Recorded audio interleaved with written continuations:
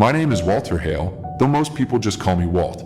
I am 80 years old, and 6 months ago, something happened that quietly shattered the way I understand time, memory, and what it really means to be alive.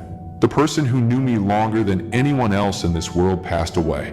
His name was Henry Brooks. We had been friends for 57 years. And when he died, it felt as if someone erased half of the story of who I am. Before I explain what happened to Henry, I need to take you back to the moment our lives first crossed, because sometimes the smallest beginnings lead to the deepest endings. It was 1967. I was 23 years old, and I had just been hired at a noisy, ink-smelling printing warehouse on the west side of Chicago. I remember feeling like I didn't quite belong anywhere yet.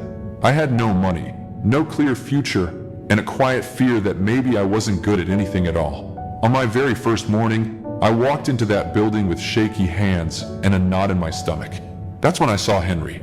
He was standing by a massive printing press, sleeves rolled up, hair already dusted with black ink, staring at the machine like it was a wild animal he was trying to tame.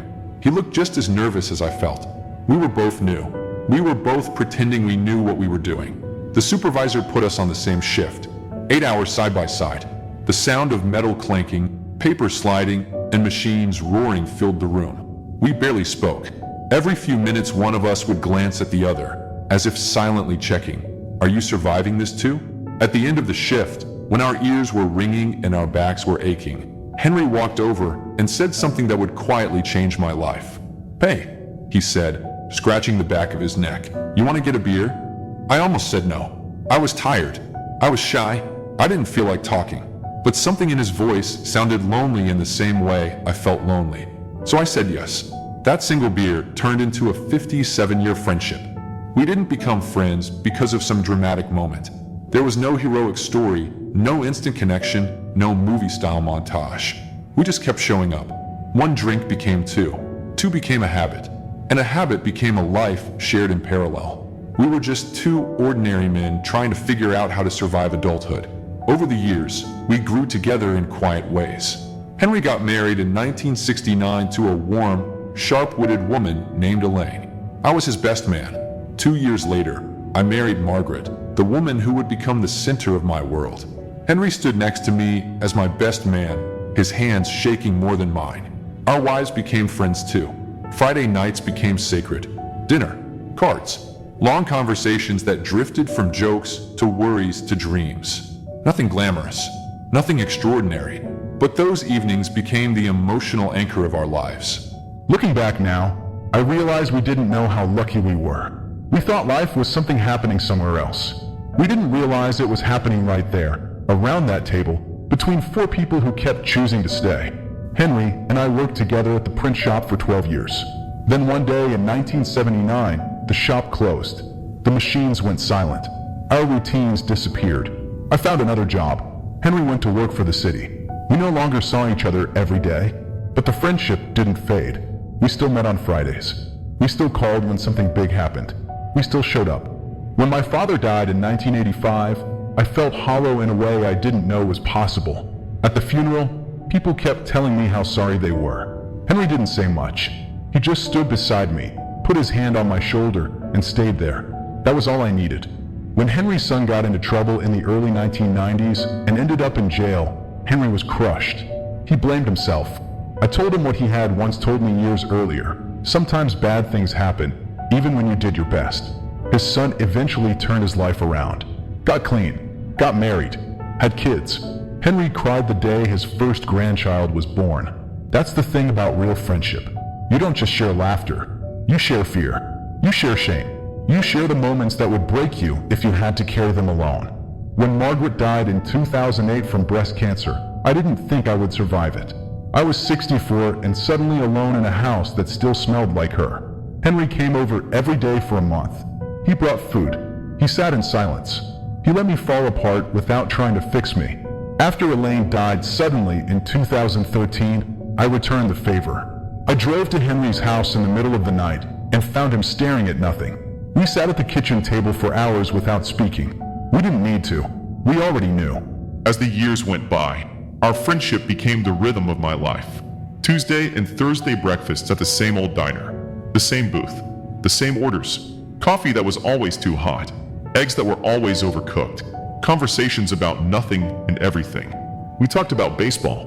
We talked about the weather. We talked about memories that no one else in the world still remembered. And then, one day, Henry started forgetting. At first it was small, repeating stories, losing words. Then it became something darker. Dementia, slowly stealing pieces of him. Still, I showed up. Every week. Every time. Even when he didn't remember my name, I remembered his. Because that's what love looks like when there's no applause. 6 months ago, Henry had a stroke. I was there when he died. I held his hand. I told him it was okay to let go. And when he did, the last person who truly knew me disappeared from the world. Now, I wake up every Tuesday and Thursday and forget for a moment that he's gone. And then I remember. And the silence feels louder than any machine in that old print shop ever did.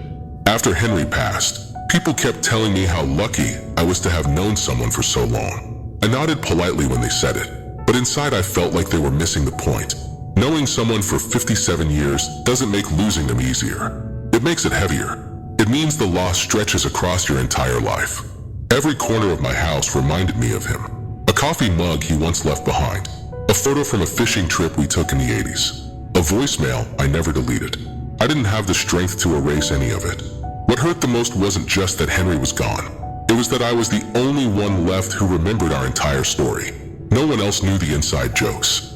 No one else remembered the arguments we had and the way we always made up. No one else could tell me who I used to be when I was young and scared and still trying to figure things out. Before his stroke, Henry had been fading in a different way. Dementia is cruel because it doesn't take someone all at once. It steals them in pieces. One memory at a time. One word at a time. One familiar face at a time. At first, Henry would forget small things. He would ask me what day it was. He would forget where he parked his car. He would tell me the same story twice in the same conversation. We laughed it off. We joked about getting old. We pretended it was harmless. After Henry passed, people kept telling me how lucky I was to have known someone for so long. I nodded politely when they said it, but inside I felt like they were missing the point. Knowing someone for 57 years doesn't make losing them easier. It makes it heavier. It means the loss stretches across your entire life. Every corner of my house reminded me of him. A coffee mug he once left behind. A photo from a fishing trip we took in the 80s. A voicemail I never deleted. I didn't have the strength to erase any of it. What hurt the most wasn't just that Henry was gone. It was that I was the only one left who remembered our entire story. No one else knew the inside jokes. No one else remembered the arguments we had and the way we always made up. No one else could tell me who I used to be when I was young and scared and still trying to figure things out. Before his stroke, Henry had been fading in a different way. Dementia is cruel because it doesn't take someone all at once. It steals them in pieces. One memory at a time. One word at a time. One familiar face at a time. At first, Henry would forget small things. He would ask me what day it was. He would forget where he parked his car. He would tell me the same story twice in the same conversation. We laughed it off. We joked about getting old. We pretended it was harmless. But I could see the fear in his eyes when he realized he had already told me something. There was one morning, not long after his diagnosis, when he looked at me across the diner table and said, "Walt, I'm scared." I asked him what he was scared of. "I'm scared I'm going to disappear," he said. "I'm scared one day I won't know who you are." I wanted to lie to him. I wanted to tell him everything would be fine, but I didn't. I told him the truth. "I'll still know who you are," I said, "and I'll keep showing up, even if you don't remember me." And I did. Some days he greeted me with a smile. Other days he looked at me like I was a stranger. But I never stopped coming. Because love doesn't require recognition. It only requires presence. The last few months before his stroke were the hardest. Henry's world was shrinking. He stopped driving. He stopped going out. He forgot how to use the phone. But every Tuesday and Thursday, I sat beside him anyway. Sometimes we talked. Sometimes we just sat in silence. Sometimes he asked me who I was. I always answered the same way. "I'm your friend." And even when he didn't know my name, he knew what that meant. The day of his stroke, the hospital smelled like disinfectant and fear. He was unconscious when I arrived. Machines were breathing for him. His chest rose and felt like he was already halfway gone. I took his hand and told him everything I never had the courage to say before. I told him how much he meant to me.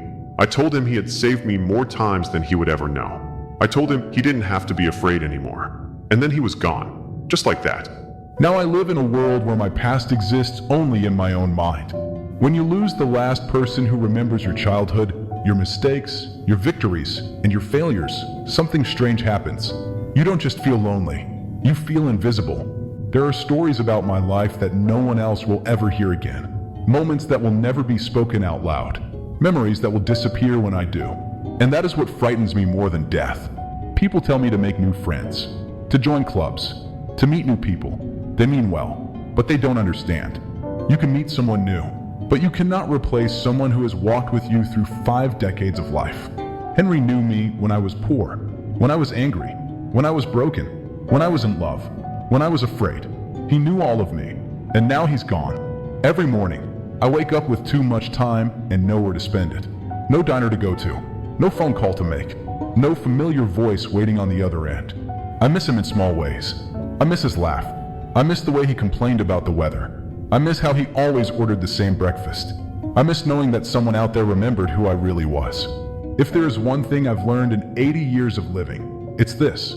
The people who show up are the ones who matter, not the ones who say they care, not the ones who promise they'll be there someday, the ones who actually come, the ones who sit with you in silence, the ones who stay when things are uncomfortable. Those are the people who become your life.